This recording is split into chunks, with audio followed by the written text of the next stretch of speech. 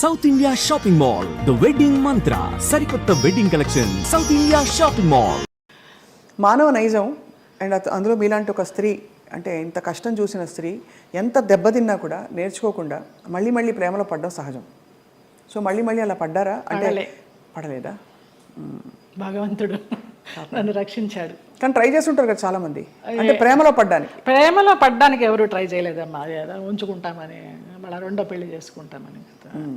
నాకు ఇంట్రెస్ట్ లేదు, నాకు భయం. ఒక పెళ్ళి చాలు, అయిపోయింది దాంతో ఎక్స్పీరియన్స్. చాలా మంది కాంప్రమైజ్ అయిపోతారు కదా, ఏదో ఒక తోడు, ఏం లేని చోట ఒక తోడు ఉంటుందని. అలా అనిపించలా. అన్నపూర్ణమ్మ వాళ్ళందరూ కూడా అనేవారు, కనీసం పెళ్లి చేసుకోకపోతే ఎవరన్నా బిడ్డనన్నా పెంచుకో, నీకు వయసు అయినప్పుడు ఆసరాగా ఉంటారని. అక్క పిల్లలు అన్న పిల్లలు అందరూ ఉన్నారు, చాలే. అది కూడా అనిపించలే. నాకు ఒక బిడ్డ, నాకు ఒక సంసారం, మళ్ళీ పెళ్ళి, మళ్ళీ ప్రేమ, చాలు ఒకటి. అమ్మ బాబోయ్, అవును, ఎంత గాయం అయింటుందో మీకు అర్థమవుతుంది. మీరు నేర్చుకోవడం గొప్ప విషయం. గాయం ఎంతైందో తెలియదు కానీ దాని మీదకి వెళ్ళాల, డైవర్ట్ అవ్వాల నేను. బట్ ఏదో ఒక ఏంటి లైఫ్ అనుకుంటే ఏమొచ్చేది మీకు ఆన్సర్? ఇప్పుడు ఫర్ ఎగ్జాంపుల్ పొద్దున్న లేస్తే మేకప్ వేసుకుని సెట్లో ఉండి వీళ్ళకి వాళ్ళకి కావాల్సినట్టు డోజ్ అంతా ఉన్నప్పుడు మనకు కావాల్సినట్టు మనం ఉండే టైం ఉండాలని అందరికీ అనిపిస్తుంది. అలా ఉంటుంది కదా, ఏదో ఒక మంచి ఫ్రెండ్స్ ఉన్నారా మీకు?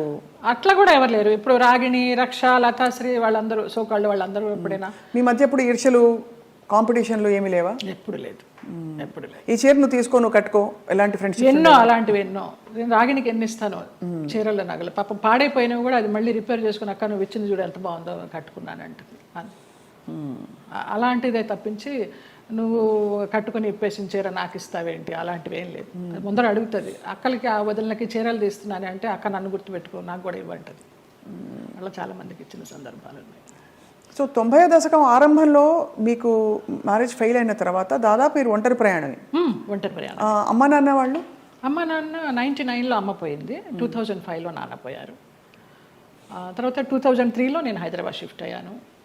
ఇంకా అక్కడ ఉన్న ఒక ఇల్లు అమ్మేసి అక్కల అన్నలు అందరూ వేరే వేరే కాపురాలు పెట్టేసుకున్నారు.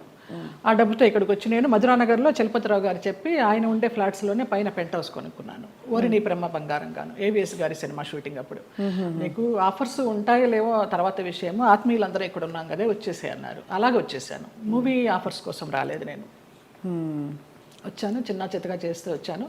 2007లో చిట్టిబాబు గారు, మన రాజబాబు గారి తమ్ముడు, వాళ్ళు ల్యాండ్ ఓనర్స్, ఈ ల్యాండ్ ఓనర్స్ ఇక్కడ కడుతున్నారు, బాగుంది చూడు అనేసి అంటే వచ్చాను, నచ్చింది, వాస్తు అది బాగుంది, కొనేసుకున్నాను. ఇంకా 2007 నుంచి ఇక్కడే. చాలా అద్భుతంగా మెయింటైన్ చేస్తున్నారు మీరు. అంటే ఎక్కడ కూడా ఇది పాత అపార్ట్మెంట్ కొత్త అపార్ట్మెంట్ లాగే అనిపిస్తుంది, మోడల్ అండ్ అలాగే ఇంటీరియర్స్ చేయించడం. ఇంటీరియర్స్ అంతా మీ టేస్టేనా? అబ్బాయి నాకు అసలు టేస్ట్ అనేది లేదు. అయ్యో, అంత గుడ్డెద్దు చేలో పడ్డట్టేనమ్మా. ఏదో చేసుకుంటాము, అందరూ వచ్చి బాగుంది అంటారు. దానికోసం టైం వెచ్చించి ఇది చేస్తే ఎలా ఉంటుంది, ఇది చేస్తే ఎలా ఉంటుంది, ఆ థాట్ లేదు, ఆ ఓపిక లేదు. సో అలా మరి జీవితం అలా నడుస్తూ మీరు వచ్చారు.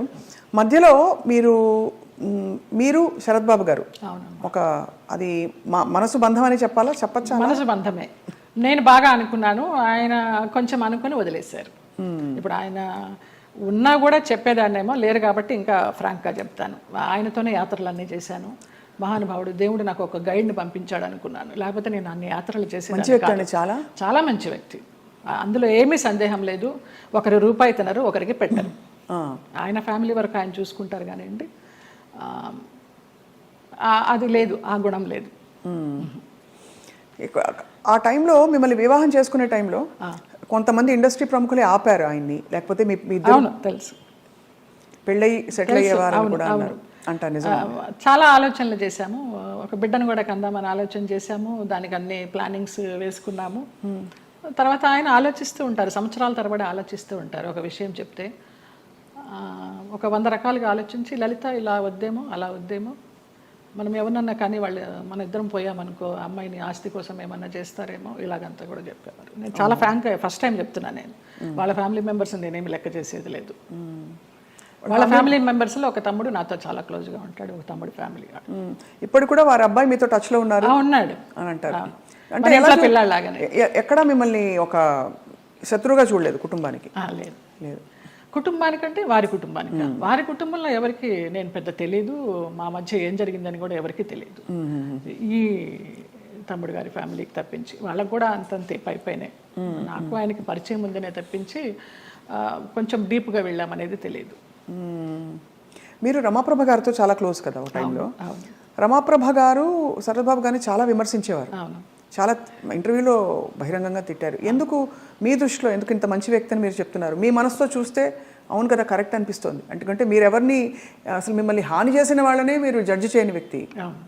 అలాంటిది అసలు అంటే మనం ఒకవైపునే విని చెప్పలేము కదా, మరి జడ్జ్ చేయలేము కదా. మరి అప్పుడు వాళ్ళిద్దరు కలిసి ఉన్న పరిస్థితుల్లో ఏం జరిగిందో అది నేను కూడా చెప్పలేను. కానీ నా వరకు ఆయన చాలా మంచి వ్యక్తి, చాలా మంచి వ్యక్తి. ఏ విషయంలో మీకు నమ్మకం కలిగింది?